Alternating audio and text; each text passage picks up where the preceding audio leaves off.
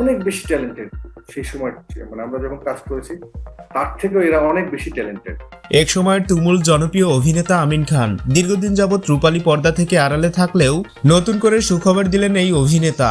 খুব শীঘ্রই আবারও অভিনয়ে ফিরছেন তিনি। তবে তিনি প্রথমেই শাকিব খানের সিনেমায় অভিনয় করার আগ্রহ প্রকাশ করলেন। আমি যেন প্রত্যেকটা জিনিসের থেকে আনন্দ খুঁজতে চাই এবং সেই আনন্দটা উপভোগ করতে চাই, এটা যেখানেই হোক না কেন। সেটাও আবার ভিলেন চরিত্রে। এটা নিয়ে এখন পুরো সোশ্যাল মিডিয়ায় তোলপাড়। এখন আমিন খানের যারা ডাই হার্ট ফ্যান আছে তাদের ভিতর থেকে অনেকেই দাবি করছেন এটা মানি না, মানব না, আমরা চাই তিনি আবারও নায়ক হিসেবেই এন্ট্রি নিক। বাট এটা এখন কোনো মতেই সম্ভব নয়, কেননা বাংলা ফিল্ম আর আগের জায়গায় নেই। তাদের সময় দেশে তথ্য প্রযুক্তি অনেকটাই অবনতি থাকার কারণে তখনকার সময় অনেক মানহীন সিনেমাও হিট হয়ে যেত। বাট এখন আর এমনটা হওয়ার কোনো সম্ভাবনাই নেই। বাংলা ফিল্ম এখন একজনের আয়তনে, এটা নতুন করে বলার কিছু নেই। আর তার জন্য আমিন খান নিজ থেকেই শাকিবের সাথে কাজ করার আগ্রহ দেখাচ্ছে।